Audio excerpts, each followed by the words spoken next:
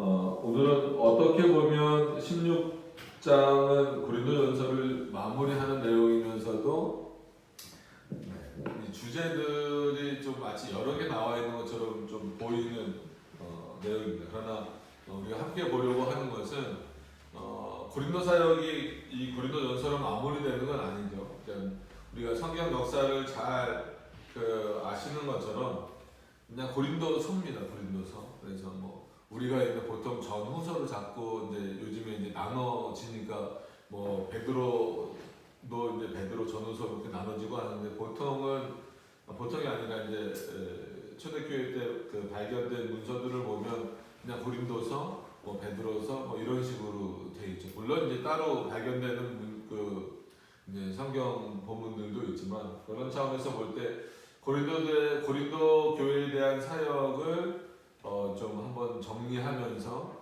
또 이제 그 고린도 교회 지역에 있는 사람들이 어떻게 그리스도인답게 살아가야 할 것인가를 바울이 한번 권면하는 그런 내용입니다. 그래서 전체적으로 보면 고린도전서는 어떤 고린도 교회가 가지고 있는 그 특징, 그러니까 고린도 교회가 가지고 있는 특징적인 문제들을 초반에 좀 다루고 있다가 나중에는 그 문제들을 해결해 나가면서 좀 보편적으로 모든 교회들이 어떻게 하나님의 말씀 안에서 살아야 될 것인가를 쭉 말하는 그런 어떤 주제로 진행이 되고 있습니다. 근데 단순히 지금 우리가 이 고린도서를 볼 때는 단순히 고린도 교회에만 문제가 되는 것이 아니라 보편 교회에게도 언제든지 그런 문제들이 발생할 수 있기 때문에 이런 고린도전서를 어떤 교회의 문제들을 예방하는 그런 차원으로 많이 삼고 좀 교훈으로 삼기도 하고 이제 그런 모습들이 있습니다. 그런 내용들을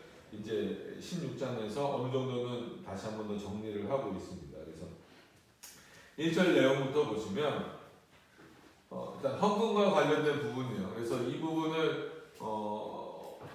이 부분만큼은 조금 많이 보셨을 수도 있어요. 많이 듣거나 단순히 헌금을 강조하는 것은 아닙니다.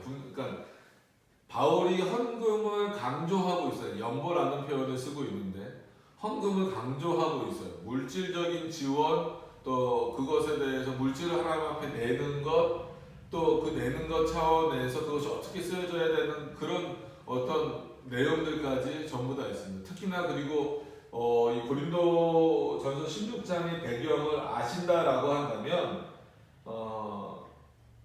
오히려 특정 대상에게 지금 그러니까 특정 대상이라고 해서 한 사람이 아니라 어떤 그 특정한 무리들 어떤 뭐 보면 이제 아시겠지만 예루살렘 교회를 위해서 지금 헌금하라는 얘기를 바울이 하면서 좀 그런 강조를 두고 있어요.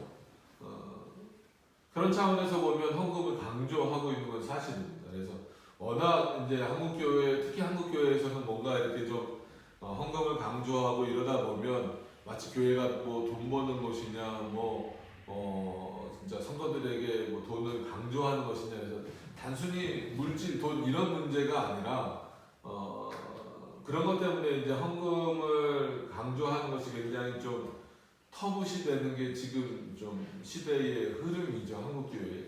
그러나 성경에서는 헌금에 대한 교육 그리고 올바르고 헌금이 드려지는가 드려지지 않는가에 대해서 오히려 교회가 감시가 아니라 확인하고 또 그것을 그의 신앙으로 또 이렇게 좀 잘 연결시켜주는 그런 일들을 하고 있습니다. 그래서 그런 차원에서 헌금이라고 하는 것이 갖고 있는 의미는 굉장히 큽니다. 그래서 우선은 어쨌거나 연보로 표현되는 우리가 보통 요즘에 이제 말하는 헌금이든 간에 누구에게 드려져야 되는 거냐면 당연히 하나님 앞에 드리는 겁니다. 그래서 교회에 드린다라고 하는 것의 의미는 교회 이 공교회를 통하여서 하나님께 드리는 것입니다. 그래서 하나님께서 그것을 하나님이 원하시는 대로 하나님의 뜻대로 사용하시는 거예요. 그래서 때로는 바울의 표현처럼 어떤 특정 대상을 위하여서 헌금할 수도 있다라는 거예요. 그때는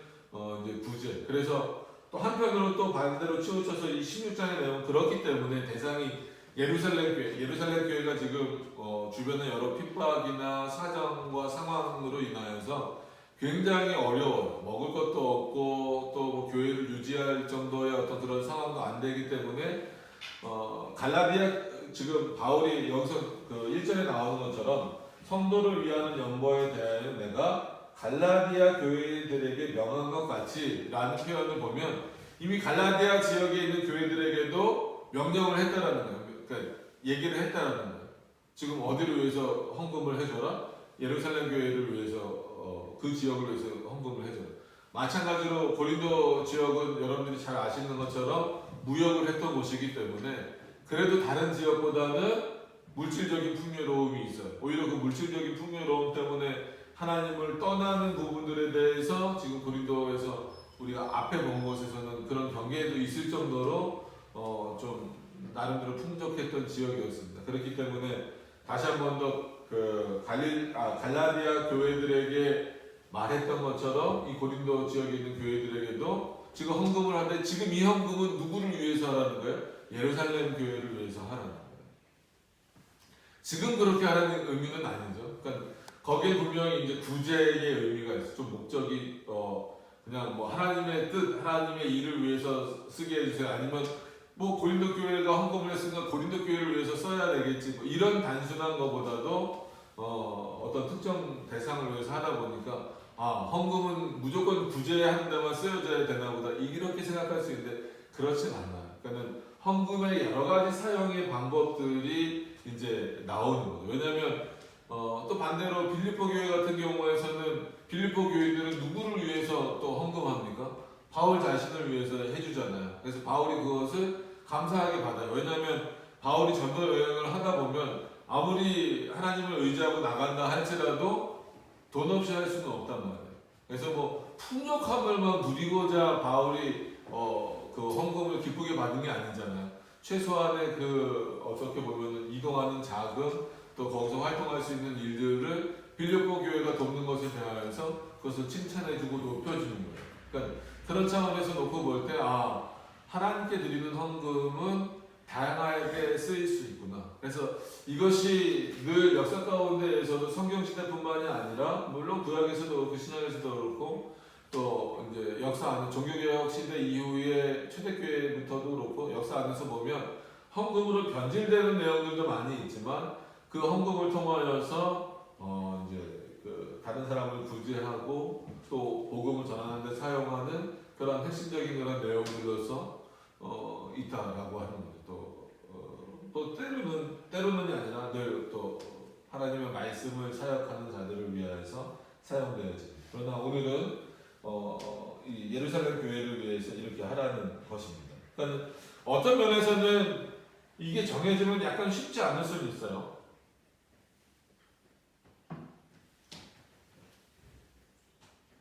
우리가 헌금해서 그런 게 이제 강한 거죠. 예를 들어서 우리 교회에서 우리가 헌금을 해서 우리 교회를 위해서 쓴다 그러면 이해를 하는데 잘 모르고 뭐 이렇게 특별히 이렇게 뭐 관계도 잘 없는데 그들을 위해서 뭐 헌금을 하나? 이걸 뭐 교회가 이렇게 강요할 수 있는가? 이런 사고가 좀 많이 있을 수 있죠. 근데 바울은 그런 차원에서 그렇게 하는 것이 뭘 보여주는 것이냐?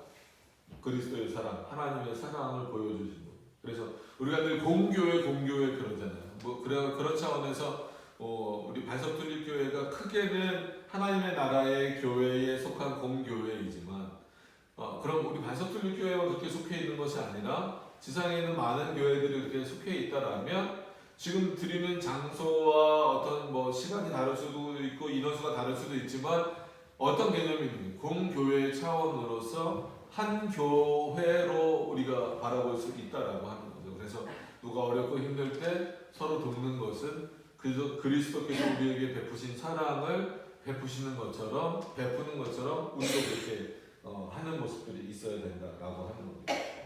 자, 그러면 이것을 하는 데 있어서 동정의 차원은 아니다라는 거예요. 마치 뭐 진짜 길 가다가 구걸하는 자들에게 갑자기 그냥 뭐 얼마 던져주는 이런 차원이 돼서는 안 된다라고 하는 것입니다. 그래서 매주일 첫날에 이걸 이제 오해해서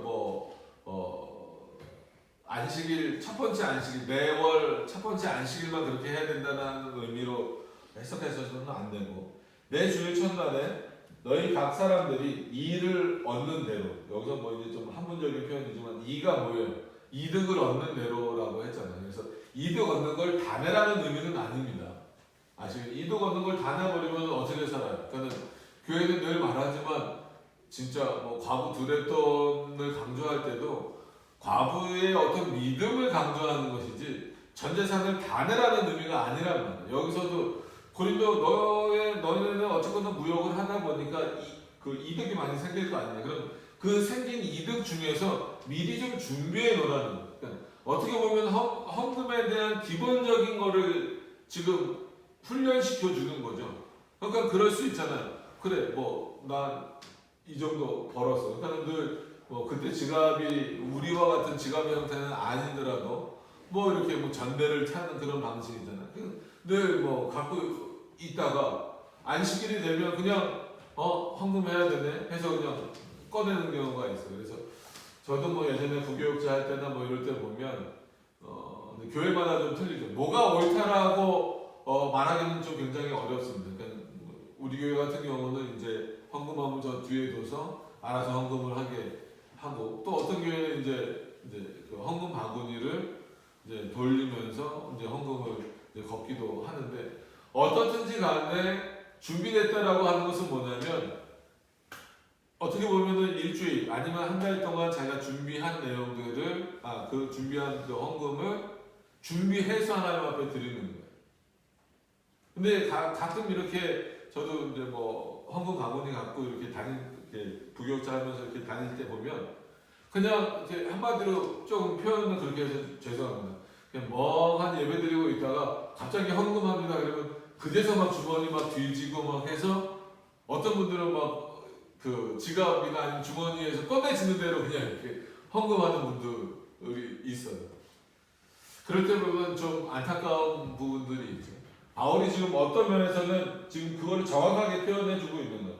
매 주일 첫날에 너희 각 사람이 이를 얻은 대로 저축하여. 이 저축하다라고 하는 것은 그때 뭐 은행이 있겠어요, 뭐겠어요? 따로 모아두라는 거죠.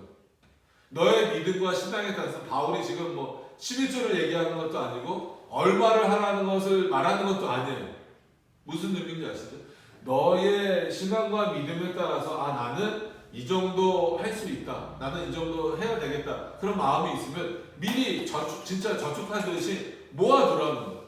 모아둬서 미리 준비해서 내가 갈 때에 연보를 하지 않게 하라. 이거는 말이 이어져서 이게 무슨 말입니까? 라고 했을 때에 갔을 때에 그때 꺼내놓지 않게 하라는 거예요. 그리고 지금 고린도 지역에 이 편지로 보내진 거잖아요. 그래서 고린도 전서는 보통 이제 에베소 지역에서 쓰여졌다라고 보고 고린도 후서는 빌립보 지역에서 쓰여졌다라고 했는데 그때 지역으로 보면 뭐 그리긴 그렇지만 마게도니아라고 하는 큰 산맥을 두고 양 옆에 에베소와 빌립보가 있어요. 그러니까 바울이 이제 그 지역을 쭉 다니면서 이제 고린도 지역도 지나가게 되는 거죠. 그러다 보니까 이제 고린도에게 편지하면서 이제 이동하면서 편지를 쓰다 보니까 이런 내용들이 나오는 거예요. 그래서 내가 개인적으로 그걸 취하려고 내가 갔을 때 내놓지 말라는 거예요. 그러니까 이거는 이제 준비된 헌금을 말하면서도 또 하나는 너희가 오해해서 마치 헌금하라고 하는 거, 연보하라고 하는 게 바울 나에게 하라고 하는 것처럼 오해해서 가지고 있다가 나에게 주라 그런 의미가 아니라 잘 준비해서 매 주일마다 준비된 헌금을 드리도록 하는 것이 바울의 목적이었다라고 하는 거예요. 그래서 내가 이를 때 너희는 인정한 사람에게 편지를 주어 너희의 은혜를 예루살렘으로 가지고 가게 하리. 이거는 뭐예요? 이 바울이 직접 가는 것도 있지만 이 편지가 도착했을 때쯤에 그것을 관리하는 사람, 인정받는 사람이 누구겠어요? 진짜 말 그대로 물질에 욕심이 없고 또 하나님이 누구신지 잘 알고 하나님의 것을 함부로 쓰지 않도록 알고 그 다음에 바울의 뜻을 또 잘 기억해서 이 모아 놓은 것을 어떻게 보면 예루살렘 교회에 잘 전달할 수 있는 인물을 세워 놓으라는 거예요. 그러니까 지금으로 말하면 뭐 교회의 질서를 보면 재정부겠지만 그걸 담당하는 것을 보통 집사의 역할입니다. 그러니까 집사는 곧 헌금을 담당하는데 이건 아니지만 집사들이 그 이제 헌금을 담당하는 거였어요. 그러니까 그 집사의 역할 중에 하나인 거죠. 그러니까 그런 차원에서 볼 때 전체적으로 그런 차원에서 집사는 인정받을 만한 사람이어야 되고 그 중에서도 특히나 이 물질을 다루는 부분이기 때문에 지금도 솔직히 교회 안에서 물질 문제가 많이 생기잖아요. 그래서 헌금이 적은 교회도 문제가 생길 수 있지만 헌금이 많이 들어오고 막 이런 교회들은 그 물질 문제가 좀 많이 생길 때가 있어요. 그래서 뭐 견물생심이라고 이렇게 그런 마음이 없다가도 이렇게 보여지면 막 이렇게 생기는 경우가 있잖아요. 그런 것들을 잘 자제할 수 있는 사람, 그래서 하나님의 뜻을 잘 이루어 나갈 수 있는 사람에게 그것을 맡겨라. 그래서 만일 나도 가는 것이 합당하면 저희가 나와 함께 가라. 심지어 거기에 내가 동행하겠다라고 하는 것이 바울의 그 약속입니다. 그래서 1절부터 4절까지의 내용을 보시면서 물론 오늘의 포커스는 약간 어디에 맞춰져 있어요? 예루살렘 교회를 지금 힘들고 어려운 어떤 그 상황에 처해 있는 예루살렘 교회를 돕는 차원에서 헌금을 지금 하라는 거잖아요. 그것을 또 믿을 만한 사람에게 맡겨서 잘 전달하라는 거죠. 그럼에도 불구하고 그 핵심적인 의미로서는 누구에게 드리라는 거예요? 하나님께 드리는 거고, 또 하나님께 드리는데 어떤 마음이 있는 거예요? 사랑의 마음이 있는 거예요. 그러니까 바울이 오늘 계속해서 강조하는 게 하나님의 사랑, 그리스도의 사랑인 거예요. 그러니까 모든 일을 하는 데 있어서 하나님의 사랑이 없이 하는 것은 아무런 의미가 없다라고 하는 거예요. 그러니까 너희가 헌금을 많이 하는데 거기에 그리스도에 대한 사랑, 그리스도의 사랑이 너희 안에 없으면 그 헌금은 아무런 의미가 없다는 거예요. 정말 예루살렘 교회를 사랑하는 마음으로 도우라는 거예요. 예루살렘 교회를 사랑하는 마음으로 헌금을 하는 거예요. 그러면 이게 오늘 어떻게 보면 대상이 예루살렘 교회로 정해져서 그렇지 헌금을 평상시에 할 때도 어떻게 하라는 거예요? 하나님을 사랑하는 마음으로. 그리고 이것이 어떻게 쓰여질지 모르지만 그 헌금이 사용되어지는 어떤 대상이 있잖아요. 교회가 될 수도 있고 때로는 거기에는 부재도 있으니까 어려운 사람이 될 수도 있고 그들을 사랑하는 그리스도의 사랑을 가진 자로서 그렇게 헌금하라는 그런 차원에서 헌금은 지금도 훈련이 돼야 됩니다. 그래서 저희도 아이들한테 그런 훈련을 좀 더 잘 시켜야 됩니다. 저희 애들한테 어렸을 때부터 그런 훈련이 좀 잘 돼야 됩니다. 그래서 헌금을 좀 미리 준비하고 그래서 용돈을 이제 저희 첫째 같은 경우는 이제 주면서 가계부를 쓰게 하고 하는 이유가 물론 경제안정을 심어주는 것도 있지만 어떤 차원에서는 거기서 일정 부분을 어떻게 보면 지금 나가서 돈을 벌거나 이렇게 할 수는 없잖아요. 부모가 주는 용돈 중에서 일부를 내가 잘 구별해서 마치 저축하듯이 구별해서 하나님께 드리는 방식 이게 어떤 그 믿음의 모습으로 훈련되어져야 된다는 거예요. 그거는 단순히 헌금을 하십시오 이것이 아니라 그 헌금을 통하여서 그들의 믿음이 더욱더 성장하도록 그리고 더욱더 하나님의 사랑을 깨닫고 이 모든 것들이 누구로부터 왔다라는 것을 깨닫게 하는 방식이에요. 하나님으로부터 왔다라고 하는 것을 깨닫게 하는 방식으로서 우리가 그 헌금을 훈련하는 것이고 때로는 그 헌금을 교육하는 것이고 그런 차원에서 강조하는 거예요. 매 예배 때마다 헌금을 준비해서 드려라라는 거예요. 여기서는 이제 매 주일마다도 되겠죠. 지금 개념으로 보면 안식의 개념이었습니다. 그런 차원에서 쭉 연결이 되는 거예요. 마치 연보 다음으로 다른 주제로 넘어가는 것처럼 보이지만 그런 차원에서 설명을 해주는 겁니다. 5절에 넘어가서 보면 내가 마게도냐를 지날 터이니 마게도냐를 지난 후에 너희에게 나아가서 그러니까 마게도냐 양옆으로 에베소와 빌립보가 있다라고 했잖아요. 그러니까 거기를 이제 바울이 잘 아시는 것처럼 1, 2, 3차 전도 여행을 쭉 하는 과정이잖아요. 그러니까 여기서도 이제 핵심적으로 나오는 것은 뭐냐면 하나님이 바울을 인도하신다. 이거는 당연한 거지만 바울이 계획하잖아요. 자, 어디를 통해서 어디로 가고 다 계획을 하는데 때로는 그 길이 그대로 될 때도 있지만 어떨 때는 틀어져요. 바울이 가고자 하는 그 길 말고 다른 곳으로 가게 된다는 거예요. 그때마다 바울이 확인하는 것은 하나님이 왜 못 가게 하시지? 내가 열심히 기도하고 그래도 나름 하나님의 그 뜻을 생각하고 이렇게 해서 내가 결정을 한 건데 왜 이 길을 못 가게 하시지? 라고 바울은 단 한 번도 생각하지 않았다는 거예요. 하나님이 막으시면 성령께서 막으시는 이유가 있구나. 하나님께서 이쪽으로 가라고 하시면 이쪽으로 가라고 하시는 이유가 분명히 있구나라고 하는 것을 늘 깨닫고 있다라는 거예요. 그래서 바울에게 있어서는 늘 이렇게 뭐 편지를 보내거나 어디를 가는 데 있어서 뭐라 그럴까요? 그런 차원에서 내가 갈 수도 있고 안 갈 수도 있다 이런 비슷한 표현들이 나오는 거예요. 그거는 바울이 막 마음이 바뀐다 이런 차원이 아니라 결국은 그 기본에는 누가 있는 거예요? 하나님이 인도하시는 대로 내가 하겠다.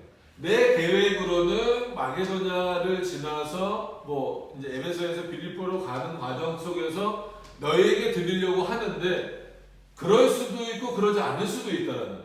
만약에 들리게 된다면 너희와 좀 함께 있을 계획이고 아니면 못 들릴 수도 있다라는 거예요. 왜? 내 마음대로가 아니라 하나님이 허락하시는 거예요.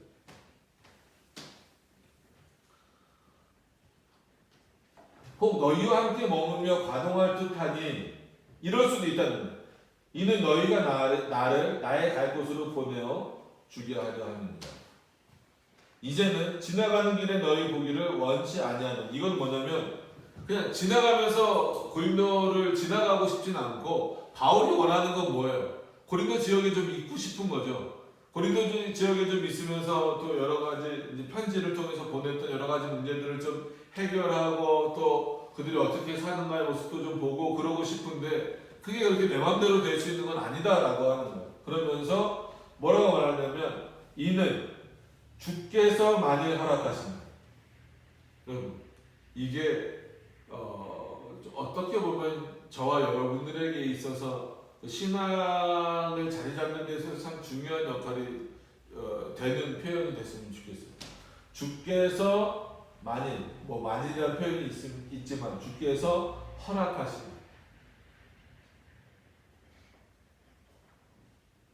그래서 칼빈은 이 부분을 해석하면서 뭐라고 표현하냐면 그리스도인들이 사람이 그리스도인이라고 표현하지 않고 사람이 스스로가 미래를 바꾸려고 하는 것은 하나님 앞에 굉장히 불경건한 일이다. 왜냐하면 바울도 자기의 계획이 있잖아요. 늘 말씀드렸던 것처럼. 그런데 그것은 어떻게 보면 계획이니까 바울의 미래잖아요. 근데 결국은 그것은 바울이 자기의 미래를 이루어 나가는 방식이 아니라 하나님이 그를 이끌어 나가시는 거예요. 그래서 하나님으로 인하여서 바울이 정한 미래가 바뀔 수도 있다라고 했잖아요. 근데 그것을 고집을 부리지 말라는 거예요. 그러면서 바울이 썼던 이 표현은 주께서 만일 허락하시면 이라고 하는 이 표현에 집중하라는 것은 사람 스스로가 자신의 미래를 바꾸려고 하지 말라는 거예요. 왜냐하면 여러분들 지금처럼 이 어떻게 보면 안정적인 지금 코로나 때문에 좀 여러 가지로 많이 힘든 시기지만 어쨌거나 그래도 이렇게 뭔가 좀 확실하고 안정적인 시대가 아니잖아요. 이때는 바울은 자칫 잘못 가면 옥에 갇힐 수도 있고 죽음의 위협에 노출될 수도 있고 그런 상황이란 말이에요. 그래서 막 주변에서 거기 가면 안 됩니다 막 이런 얘기도 하고 한단 말이에요. 그럼에도 불구하고 자신의 미래를 자신의 앞길을 누구에게만 맡기는 거예요? 하나님께만 맡기는 거예요. 그래서 주께서 만일 허락하시면 얼마 동안 너희와 함께 유하기를 바랍니다. 내 바람이지만 누가 허락하셔야 된다라는 거예요? 하나님이 허락하셔야 된다. 그래서 늘 우리가 하나님 앞에 살아가는 데 있어서는요, 내 뜻, 내 바람, 내 계획을 하나님 앞에서 관철시키려고 해서는 안 된다는 거예요. 바울도 그러잖아요. 오히려 바울은 하나님이 누구신지 더 잘 알고 그리스도가 어떤 분이신지 잘 알기 때문에 자신의 뜻을 관철시키려고 하지 않았어요. 왜냐하면 고린도 교회에 편지를 보낼 만큼 지금 고린도 교회가 많은 문제를 갖고 있기 때문에 어떤 면에서 고린도 지역에 좀 머물면서 그들과의 문제를 해결하고 싶은 게 바울의 바람이란 말이에요. 그러니까 바울의 원함이란 말이에요. 근데 그렇게 될 수도 있고 안 될 수도 있다는 것은 누구에게 맡겼기 때문에 하나님이 허락하셔야 된다는 거예요. 내 바람이 중요한 것이 아니라 하나님의 뜻이 중요하다는 거예요. 그럼 과연 우리에게서는 이런 신앙의 모습이 있는가를 한번 생각해 보셔야 돼요. 오히려 어떤 사람들은 그렇게 말하죠. 내가 세운 계획과 이거를 가지고 열심히 기도해서 그 뜻을 이루었다. 그거는 하나님의 말씀과는 전혀 다른 방식이에요. 하나님이 우리에게 원하시는 것은 그런 게 아니에요. 그래서 이렇게 바울이 가는 길뿐만이 아니라 우리가 가는 모든 인생길에 있어서의 우리가 어떻게 가야 됩니까에 있어서의 정답은 나의 계획이 아니라 주께서 허락하신. 이게 정말 우리 중심에 좀 자리 잡고 있는 것. 그래서 우리가 바울 신학이라고 하는 것을 개인적으로 좋아하진 않지만 바울을 본받자. 그럼 바울의 어떤 모습을 본받아야 되겠느냐? 여러 가지 많이 있지만 그 중에서 또 핵심적인 것이 뭐예요? 주께서 허락하신 면이라고 하는 그의 어떤 신앙적인 신분. 뭔가 불확실해 보이는 그 상황 속에서도 모든 것을 주님께 맡기는.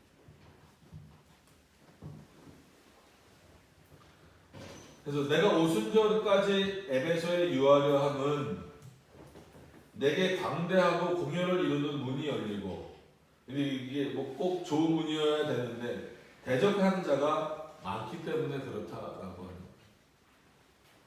이 당시 유대교를 살펴보면, 그리고 이스라엘의 문화를 살펴보면 일단 로마의 속국이었기 때문에 그것 때문에도 참 어려움이 있죠. 그래서 로마의 관원들도 상대해야 되고, 바울의 입장에서 보면 로마의 관원들도 상대해야 되고, 그 헬라 문화권, 원래 헬라 문화가 이스라엘 문화는 아니란 말이에요. 그 헬라 문화권 안에서 기독교를 공격하는 내용들을 또 방어해야 되는 그런 그 내용도 있고, 그 다음에 유대인들 중에서도 잘 생각해 보세요. 지금 이 당시에 바울의 입장에서는 유월절을 지키는 것을 인정해야 됩니까? 인정하지 말아야 됩니까? 이제는 충돌이 되는 부분이에요. 그죠? 예수 그리스도가 유월절을 지키셨다 이것과는 다른 문제예요. 왜냐하면 예수 그리스도가 십자가상에서 죽으시고 모든 것을 다 완성하셨잖아요. 그러니까 구속의 문제만 완성하신 것이 아니라 율법이 완성되면서 구약의 의식법과 제사법이 다 이제 멈춰졌단 말이에요. 그러니까 바울은 어떻게 보면은 본격적으로 사역하는 것이 그리스도가 모든 것을 완성하신 이후란 말이에요. 그러니까 복음서에 나온 제자들과는 조금 다른데, 그러니까 내용이 다르다는 게 아니라 사도로서의 사역을 시작한 그 시작점이 다르다라는 거예요.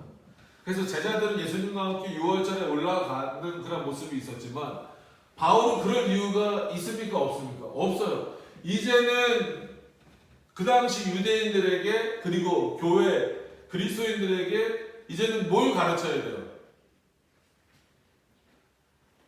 안식의 개념도 다시 가르쳐야 되고 유월절과 같은 절기들을 지킬 필요가 없다라는 것. 그런 절기들은 이제 그리스도로 인하여서 모든 것이 완성되었다. 이제는 뭐가 중요하다? 매 주일마다 예배 드리는 것이 중요하다라고 하는 것이 바울이 가르치는 핵심적인 내용이란 말이에요. 그런 차원에서 보면 오히려 바울은 누구랑도 이 논쟁점에 있는 거예요. 유대인들과, 아직 그리스도인이 되지 못한 유대인들, 그리고 그리스도를 받아들이면서도 그 유대인의 간섭을 버리지 못한 대상들하고. 그러니까 바울이 이 상대해야 되는 대상들이 얼마나 많아요. 그러니까 말 그대로 이단인 사람들도 있고, 타 종교도 있고, 이방 종교도 있고, 또 유대교 안에서 또 많은 어떤 그 단계에 있는 사람들, 이런 사람들하고 얘기를 하고 논쟁을 하고 이렇게 하고 그들에게 가르침을 줘야 되기 때문에 쉴 수 있는 시간이 없어요. 그래서 내가 에베소에 머물고자 하는 게 편안히 있고자 하기 위함이 아니라 거기서 나에게 많은 문이 열려 있는데 나를 대적하는 자가 많다. 이때는 단순히 이방인들이 많다 정도로만 생각하시면 안 됩니다. 오히려 이스라엘 민족 안에서도 바울을 반대하는, 바울이 전하는 그 복음의 내용을 반대하는 사람들이 많이 있었다는 겁니다. 그러니까 어떤 면에서는 지금 우리도 이걸 뭐 정확하게 바로 다 적용하기는 그렇지만, 그럼 지금 우리는 어떤 차원에서 누구를 상대해야 될까라고 했을 때 여전히 세상 이방인들을 상대를 해야 되면서 동시에 교회 안에서 이 그 진리와 비진리의 내용이 첨예하게 대립되는 이 문제들을 늘 신경 쓰고 있어야 된다는 거예요. 그래서 그런 차원이 참 어렵죠. 그래서 어떤 면에서는 이방인을 상대하는 것보다 한마디로 교회 안에 있는 자들을 상대하는 것이 지금 더 힘들어요. 그러니까 바울에게 있어서 이방인을 상대하는 것보다 유대인들을 상대하는 게 더 힘들었던 것처럼. 그러니까 우리의 전통이 그런데 왜 유월절이 잘못됐느냐? 그리고 그렇게 나올 수 있어요. 예수님도 지켰는데 왜 너는 지키지 말라라고 하는, 참 어려운 문제죠. 이게 지금도 비슷한 내용으로 많이 반복되잖아요. 뭐 누구도 했는데, 뭐 심지어 종교개혁자 누구도 했는데, 뭐 칼빈도 했는데 왜 못하게 하는 이런 내용들도 있고. 그러니까 뭐가 진리인가를 찾아 나가는 것이 참 이만큼 어렵다는 거예요. 그러니까 고린도는 늘 말씀드린 것처럼 이 무역을 하는 것이기 때문에 단순히 돈만 거래되는 게 아니라 문화와 여러 가지 사상과 사고가 겹쳐지는 곳이기 때문에 고린도는 더 심하겠죠. 그런 상황에서. 그래서 10절로 넘어가서 보시면 아마 바울이 고린도 교회로 가지 못하게 된다면 디모데가 갈 수도 있는 상황이었던 것 같아요. 그래서 여기서도 어떤 의미로 보셔야 되냐면 디모데가 반드시 간다 이런 것보다도 디모데를 보내려고 하는데 그것도 누구의 뜻이다? 하나님의 뜻이다. 만약에 디모데가 가게 된다면 그런 차원에서 디모데가 이르거든 너희는 조심하라. 왜냐하면 말 그대로 바울은 그래도 누가 보더라도 연륜도 있고 경험도 많고 그렇잖아요. 근데 디모데는 나이도 젊고 경험도 적기 때문에 좀 표현이 뭐 우리가 그것을 다 인정하진 않지만 우리가 그냥 쉽게 경험하는 차원에서 지금 한국교회 상황에서 경험하는 차원에서 보면 아주 좀 유명하고 좀 나이도 있고 좀 원록적인 그런 목사님의 말은 성도들이 좀 잘 듣잖아요.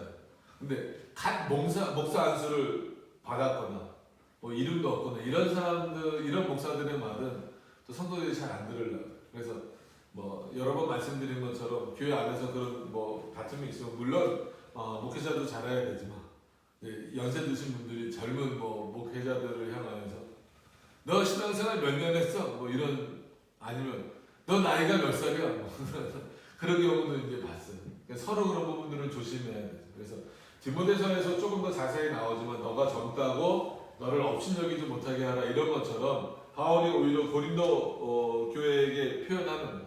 조심하라. 너희는 조심해서 두려워. 즉 디모데가 주눅들지 않고 복음을 전할 수 있게, 누구에게? 너희에게 전할 수 있게 하라는 거예요. 물론 디모데도 겸손해야 되겠죠. 그럼에도 불구하고 디모데를 어떻게 받으라는 거예요? 바울과 같은 존재로, 즉 하나님의 말씀을 전하는 자로 받으라. 왜냐하면 너희 가운데 있게 하라. 이는 저도 나와 같이 주의 일에 힘쓰는 자라. 이게 중요한 거예요. 고린도 교인들에게 있어서는 지금 바울에게 요청하는 것이 어떤 면에서는 우리에게 편지만 보내지 말고 에베소 문제 있는 거 아는데, 그리고 뭐 빌립보 문제 있는 거 아는데, 또 갈라디아 지역에 문제가 있는 거 아는데 거기만 가지 말고 좀 우리에게도 와서 뭐 이런 문제들이 있다고 본인이 판단했으면 와서 이런 문제들을 좀 해결해 주고 또 뭐 권면도 해주고 이렇게 해줘야지. 아니 에베소 지역에만 머물려고 하고 우리에게는 진짜 이 당시로 고린도 지역의 사람들의 입장에서 보면 잘 알지도 못하고 듣도 보지도 못한 디모데라는 그 젊은 사람을 보내서 그의 말을 들으라고 하면 이건 마치 우리 고린도 지역을 무시당하는 것 같고 차별받는 것 같고 이런 느낌을 받을 수 있다. 이건 인간이기 때문에 어쩔 수 없다라는 거예요. 그랬을 때 바울은 너희가 정말 그리스도인이라면 그렇게 하면 안 된다는 거예요. 왜냐하면 내가 가서 너희들에게 복음을 전하는 거나 디모데가 가서 복음을 전하는 거나 똑같다는 거예요. 원칙적으로 보면 누가 전하시는 거예요? 하나님께서 전하시는 거죠. 바울을 통해서 아니면 디모데를 통해서. 그래서 바울이 가는 것이 중요한 것이 아니라 누가 하나님의 말씀을 가지고 가느냐가 중요하다는 거예요. 그런 차원에서 디모데는 누구냐면 나와 같이 나처럼 주의 일에 힘쓰는 자다라는 거예요.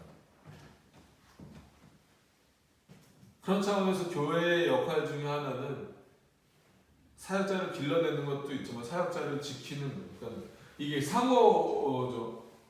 그것만 있다라고 말하면 안 되죠.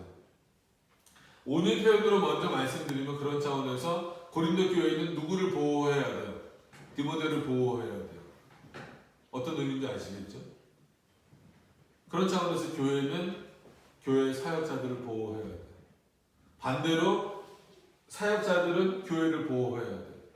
그럼 그게 어떤 방식일까라고 했을 때 교회가 사역자를 보호하는 방식은 뭐예요? 그의 말씀을 청정하는 거예요.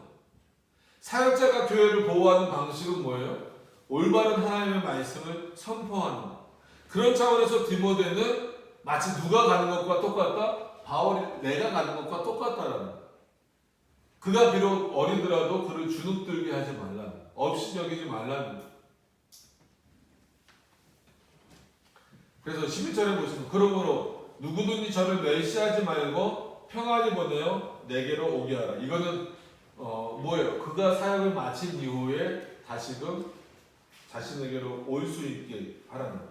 나는 저가 형제들과 함께 오기를 기다린다. 여기서 형제는 친형제가 아니죠. 믿음의 사람이니까 디모데가 혼자 가진 않잖아요. 여러 사람들과 함께 갔을 때 그 고린도 지역에서 여러 일들을 마치고 나서 평안히 나에게 돌아올 수 있었으면 좋겠다라고 하는 거예요. 그리고 12절의 내용은 좀 고린도전서의 특징이기는 하죠. 그래서 형제 아볼로에 대하여 저더러 형제들과 함께 너희에게 가라고 내가 많이 권하되 지금은 갈 뜻이 일절 없으나 기회가 있으면 가리라. 이거는 말 그대로 우리가 고린도전서 초반에 보면 뭐 아볼로파, 게바파, 예수파 뭐 이런 얘기가 있었잖아요. 이렇게 팔을 나누지 말라라고 하면서 아볼로가 살짝 언급이 됐었는데 성경의 내용도 그렇고 어떤 뭐 주석이나 아니면 이 당시 배경에 그 연구되어진 내용들을 보면 고린도 교회를 세우는데 굉장히 심혈을 기울이고 앞장섰던 인물이 바로 이 아볼로예요. 그러다 보니까 바울도 기다리겠지만 고린도 교회 입장에서는 누가 와주기를 또 기다릴 수밖에 없어요. 아볼로가 오기를 기다릴 수밖에 없는 거죠. 왜냐하면 그래도 어떤 면에서 보면 디모데보다는 어떤 면에서는 바울보다도 이 고린도 교회의 사정을 상황을 누가 더 잘 아니까 아볼로가 더 잘 아니까 그럼 아볼로가 좀 오면 좋은데 왜 아볼로가 안 옵니까? 라고 했을 때 바울도 지금 표현하잖아요. 내가 권면했다. 나도 여러 번 가서 아볼로 너가 가서 이 고린도 교회의 그 문제들을 좀 같이 한번 좀 고민하고 해결했으면 좋겠다라는 게 바울의 권면이었다라고 지금 12절에 나오잖아요. 근데 아볼로는 가겠다라는 거예요? 안 가겠다라는 거예요? 안 가겠다라는 거예요. 그러니까 여러 가지 이유가 있지만 아볼로의 어떤 사역이 있기 때문에. 근데 기회가 있으면 가리라라고 말했다라는 그 의미에서 다시 한번 또 칼빈이 주석할 때 뭐라고 표현하냐면 그것도 아볼로도 마찬가지고 바울도 마찬가지고 하나님의 허락하신 면과 연결해야 된다. 내가 지금 그 아볼로 입장에서 내가 지금 다른 일이 너무 바빠서 하는데 근데 시간을 어떻게 내보려고 하는데 안 난다. 근데 뭐 하다가 뭐 좀 빨리 끝나거나 뭐가 좀 문제가 해결이 되면 그때 내가 갈게. 이런 개인적인 아볼로의 생각이 아니라는 거야. 그래서 이 16장은 어떤 의미에서 보면 설교 초반에 말씀드린 것처럼 바울의 개인적인 어떤 그 의견들을 내놓는 것처럼 보이지만 그 중에 핵심은 뭐라는 거예요? 주께서 허락하시는 거예요. 다시 말씀드리죠. 그리고 그 일을 하는 데 있어서는 뭐예요? 하나님의 사랑, 그리스도의 사랑이에요. 그 연모 문제부터 해서 그 고린도 문제, 고린도 지역을 가고 말고의 문제까지 다 결정되는 거예요. 사랑하는 마음으로 고린도 지역에 가야 되고 사랑하는 마음으로 뭐 또 에베소와 빌립보 지역에 가야 되는 게 맞는 일이지만 누가 허락하셔야 된다? 하나님이 허락하셔야 된다는 거예요. 최소한 그리스도인이라면 그런 마음을 가지고 살라는 거예요. 하나님 앞에 헌금을 드릴 때도 그렇고 예배를 드릴 때도 그렇고 자신의 미래를 결정하는 데 있어서도 누가 원하시면 하나님이 원하시면과 더불어서 하나님의 사랑을 어떻게 드러낼 것인가.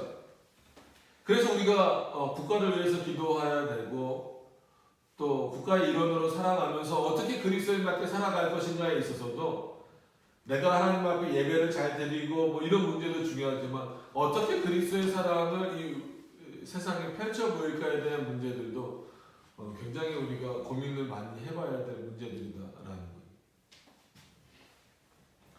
그런 차원에서 13절로 넘어가서 보시면 그렇기 때문에 지금 너희가 나 바울을 기다리는 마음도 알겠고 아볼로를 기다리는 마음도 알겠고 어떤 면에서는 뭐 기다리지는 않지만 디모데를 보냈을 때 그를 어떻게 해야 되는 것도 알려줬는데 그거보다 더 중요한 건 뭐냐면 지금 너희가 깨어 믿음에 굳게 서라는 거예요. 이게 중요하다는 거예요. 너희 눈에 보이는 누가 오고 안 오고가 지금 중요한 게 아니다. 그가 너를 세울 수 있는 게 아니라 궁극적으로 내가 간들 이 문제가 해결되게 되는 거예요. 너희 안에 있는 문제들. 아볼로가 간들 해결할 수 있겠느냐? 디모데가 간들 해결할 수 있겠느냐? 너희 안에 믿음으로 깨어 있는 게 중요하다. 그래야 믿음으로 깨어 있어야 만약에 바울이 갔을 때 편지 말고 바울이 직접 갔을 때 바울의 말을 들을 거 아니야. 그리고 직접 가지 않았어도 이 편지를 통해서라도 깨달을 수 있을 거 아닙니까? 아볼로가 갔을 때도 마찬가지고 디모데가 갔을 때도 마찬가지. 바울이 늘 대적하는 자들을 위하여서 준비하고 있었던 것처럼 고린도 교회를 향하여서도 권면하는 내용이 뭐예요? 너 깨어서 준비하라는 거예요. 뭐를 위해? 대적들을 위하여서. 언제나 너희를 넘어뜨리고 쓰러뜨리려고 하는 대적들을 위하여서 깨어 있어요. 깨어 믿음에 굳게 서서 남자답게. 이런 표현을 요즘에 여자들이 싫어하죠. 그러면 이 페미니스트가 되는 겁니다. 여기서는 그런 어떤 이 강인함, 강건함 이거를 말하는 거잖아요. 성차별이 아닙니다. 이런 표현을 가지고. 깨어 믿음에 굳게 서서 남자답게 강건하는 것.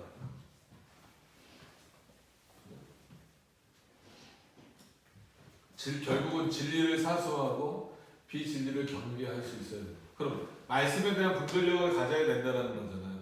그런 분별력은 어디서부터 나와? 하나님의 말씀을 잘 받아들이는 거예요. 그렇지 않으면 흔들릴 수밖에 없다라는 거예요.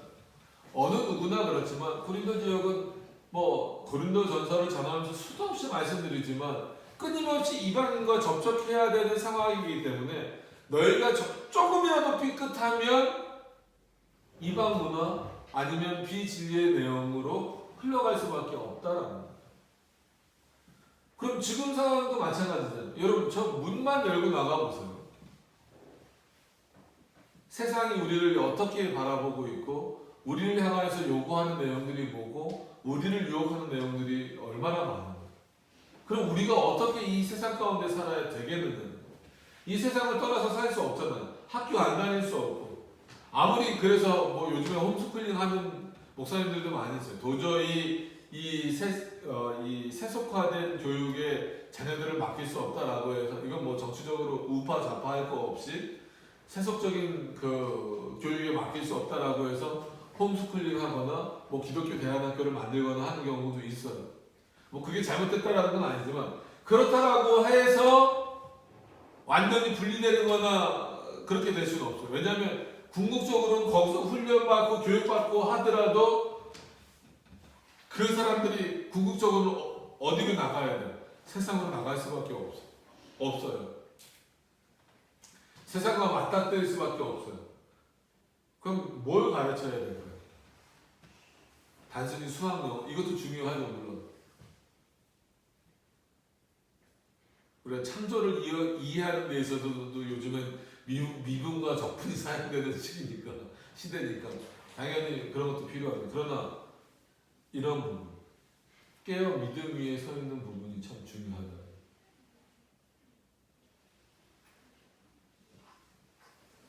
그러면서 그런 차원에서 너희 모든 일을 뭐로 하라? 사랑으로 해라.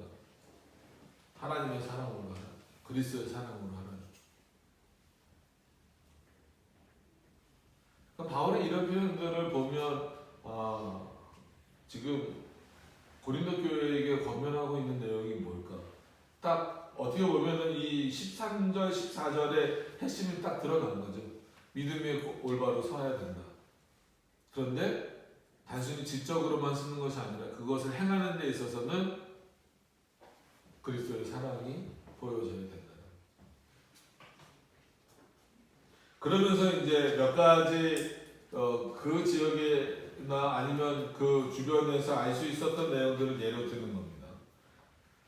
형제들아, 스데바나의 집 곧 아가야의 첫 열매여 또 성도 섬기기로 작정한 줄을 너희가 아는지라 내가 너희를 권하노니 이 같은 자들과 또 함께 일하며 수고하는 모든 자에게 복종하라.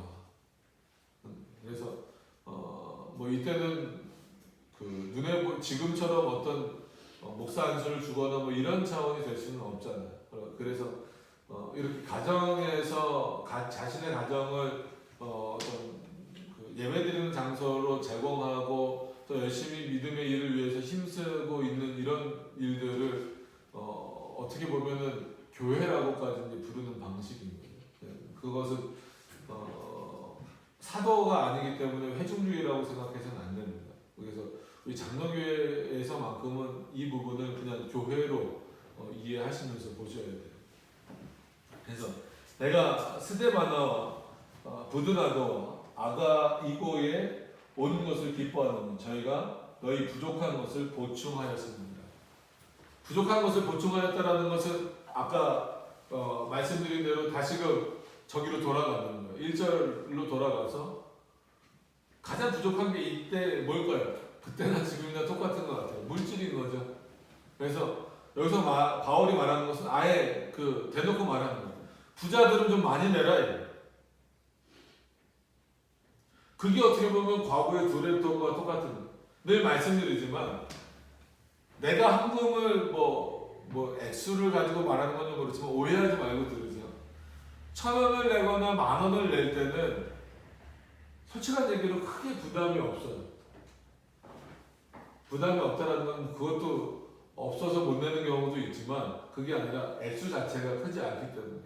근데 이제 내가 예를 들어서 돈을 많이 벌었어요. 그러니까 11조로 좀 예를 들어봅시다. 그러니까 10,000원을 벌었을 때 1,000원을 내는 건 부담이 없다는 거예요. 예를 들면 10만 원을 벌었을 때 10,000원을 내는 것도 뭐 그래 그럴 수 있지. 근데 100만 원을 벌었을 때 10만 원을 낸다? 약간 좀 이제 사람들이 좀 부담을 느끼는 거예요. 그럼 1,000만 원을 벌었을 때는 얼마 내야 된다는 거예요? 100만 원 내야 되는 거예요. 이때부터는 이거 좀 이 액수가 더 커. 1억을 벌었어요 한 달에. 그러면 얼마를 내야 돼요? 1,000만 원 내야 되는 거예요. 그러니까 이건 좀 이런 생각을 갖게 되는 거예요. 그러니까 이런 어떤 사고가 너희들의 신앙이 그때마다 똑같을 수 있는 거예요. 만약에 10,000원을 벌 때 너희들이 헌금을 드리는 마음하고 1억을 벌 때 헌금을 드리는 너희들의 마음이 똑같을 수 있느냐. 이렇게 바울이 말하고 있는 건 똑같아야 된다는 거예요. 그리고 오히려 너희들에게 하나님이 물질을 많이 허락하셨다면 더 많이 내라는 거예요. 그래서 그 부족한 자들을 채워주라는 거예요. 이거는 다른 게 아니라 이거는 분명히 물질로 봐야 돼요. 물질을 그러니까 헌금을 내는 거예요. 부자들에게 모든 사람들에게도 말하는 거지만 특히 부자들에게 내가 그만큼 재물을 많이 하나님으로부터 받았으면 많이 내라는 거예요. 그래서 18절에 그게 저희가 나와 너희 마음을 시원케 하였다. 여러분 바울이 직접 그 돈을 받아서 쓰는 게 아니잖아요. 그 헌금을 받아서 쓰는 거라고 생각하시면 안 됩니다. 그럼에도 불구하고 이렇게 말하는 바울 내 마음도 그렇고 내고 있는 너희 마음도 시원해진다. 이 시원해진다라는 게 뭐예요? 그 마음이 평안해진다. 정말 그리스도인 다음의 모습으로 인하여서 그 믿음에 더 분명히 성하는 모습으로 시원케 된다는 거예요. 그 마음이 시원해집니다. 그러므로 너는 이런 자들을 알아주라. 여기서 이런 자들 단순히 헌금을 많이 하는 자들이 아니라 오해하시면 안 됩니다. 그렇게 어떻게 보면 가정교회처럼 이렇게 제공해 주는, 근데 우리는 가정교회라는 표현보다도 그냥 교회라는 표현이 제일 좋습니다. 그래서 결국은 예배 때 이 헌금을 올바로 잘 드리게 하고 또한 그렇게 교회로 불려진 곳에서 그것을 존중하고 높여줄 수 있는 그런 내용들이 있어야 된다는 거죠. 19절로 넘어가서 보시면 아시아의 교회들이 너희에게 무난하고 아글라와 브리스가와 이거는 이제 그 빌립보에서 또 좀 더 두드러지게 나타나잖아요. 및 그 집에 있는 교회가 주 안에서 너희에게 간절히 무난하고 그 집에 있는 교회가라고 했어요. 그래서 이거를 회중교회처럼 해석하면 안 된다는 거예요. 주 안에서 너희에게 간절히 무난하고 모든 형제도 너희에게 무난하니 너희는 거룩하게 입맞춤으로 서로 무난하라. 물론 이 당시 인사 문화가 어떤 문화예요? 진짜 입맞춘다라는 것은 어깨를 어긋맞춘다라는 개념입니다. 아시겠죠? 진짜 이렇게 입을 서로 맞추는 개념이 아니에요. 이렇게 뭐 지금으로 보면 이렇게 뭐 서로 이렇게 얼굴을 이렇게 하는 그런 개념인 거죠. 근데 여기서는 그렇게 가깝게 무난하라는 방식은 결국은 예배하라는 거예요. 그래서 이 부분은 좀 이제 과도하게 해석되어지는 그 주석들을 보면 이 입맞춤이 결국은 그냥 진짜 문자적으로 보면 키스잖아요. 키스. 어떤 의미인지 아시죠? 그래서 마치 예배는 하나님과 키스하는 거다. 뭐 이렇게 해석된 주석도 있어요. 근데 그건 너무 이제 그 문자적인 해석인 거고 여기서는 마치 그렇게 어깨를 어긋맞추듯이 왜냐하면 이거를 이제 예배로 우리가 해석을 해야 되는 이유는 어떻게 보면은 지금 그 로마의 속국이면서 헬라 문화권에 있다 보니까 이런 입맞춤 어깨를 서로 어긋맞추는 이 인사법이 이때부터도 보편화되었다가 점점 이런 일들이 별로 없어지는 거예요. 왜냐면 또 말씀드리지만 여러 이방 민족들하고 상대를 하다 보니까 자기네 인사법을 고수할 수 없는 거죠. 그죠? 그러니까 우리나라도 예를 들어서 문화가 많이 바뀌잖아요. 예전에 진짜 말 그대로 조선이라는 나라에 있을 때는 아침 문화라는 게 뭐예요? 부모에게 아침 문화는 가서 절하는 거잖아요. 근데 요즘에 아침에 부모에 가서 절하는 경우 있어요? 없죠. 같은 한국 문화인데. 왜냐면 여러 문화가 섞이다 보니까 이제 그게 그렇게 되는 거예요. 그래서 마치 지금은 뭐예요? 그냥 잘 주무셨습니까? 라고 하는 게 예전에 뭐랑 똑같은 거예요? 큰절하는 거랑 똑같은 개념이에요. 그런 차원에서 그렇게 친밀하게 입맞춤하는 그런 관계는 결국 하나님 앞에 예배드리는 어떤 그런 차원이다라는 거예요. 왜냐하면 누구에게 무난하는 것입니까? 형제들에게. 여기서 말하는 형제들은 말 그대로 성도들입니다. 그런 차원에서 바울은 다시 한 번 더 예배를 강조하는 거죠. 잘 보세요. 겉으로는 예배를 강조하는 것이고 그 예배 안에서 헌금을 강조하는 거예요. 그걸 부정하면 안 됩니다. 근데 이것이 드려지는 과정이 어떻게 돼야 한다는 거예요? 하나님이 나에게 주신 것이라는 것을 분명히 기억하고 예수 그리스도의 사랑이 있어야 되고 더 나아가서 이 모든 일들을 누가 주권적으로 역사하신다? 주께서 허락하신 것, 하나님께서 허락하신 것이라는 이 핵심적인 내용이 포함되어 있어야 된다는 겁니다. 결국은 이게 고린도 교회에게 권면하는 내용입니다. 지금 우리들에게 있어서도 상당히 중요한 내용입니다. 그리스도인들에게 있어서 삶의 내용이 그리스도인처럼 보여지기 위해서 정말 이 밖에서도 그리스도인답게 살기 위해서는 예배를 예배답게 드릴 수 있어야 돼요. 그 진리를 사소한 마음으로 깨어서 믿음 위에 서 있는 마음으로 지킬 수 있도록 그 예배가 드려져야 되고 그때에 올바르게 하나님 앞에 물질도 드릴 수 있어야 된다는 거예요. 이 표현을 뭐 물질을 강조한다, 헌금을 강조한다 이렇게 이해하시면 뭐 방법이 없지만 그런 차원에서 예배도 훈련이고 어느 정도까지는 예배도 훈련이고 헌금도 훈련이고 그래서 정말 그것이 삶의 내용으로 녹아들었을 때는 이제 그 훈련의 단계를 벗어나야죠. 삶의 내용으로서 기쁨으로서 하나님 앞에 예배 드리고 또 물질도 드리고 물질뿐만이 아니라 어떻게 보면 내 모든 삶 전체를 하나님께 드릴 수 있는 방식이 될 수 있다는 거예요. 그래서 나 바울은 친필로 너에게 문안하노니 그래서 언제나 이 친필은 굉장히 중요하고 효력도 있고 능력도 있는 거잖아요. 뭐라 그럴까요? 권한이 아니고 그걸 뭐라 그래요? 권위도 있고 만일 누구든지 주를 사랑하지 아니하거든 저주를 받을지어다. 무서운 표현이죠. 이게 그만큼 중요하다. 너희가 정말 그리스도를 사랑하는 모습이 이런 차원에서 나타나야 돼요. 어떻게 나타나야 돼? 예배를 드리는 모습에서 나타나야 되고 헌금을 드리는 모습에서 나타나야 돼요. 그 모습이 나타나지 않으면 너는 저주를 받을 수밖에 없다. 그 저주는 단순히 지옥에 가는 이런 저주가 아니라 정말 하나님의 사랑을 깨닫지 못하는 하나님의 뜻을 깨닫지 못하는 것 자체가 저주라는 거예요.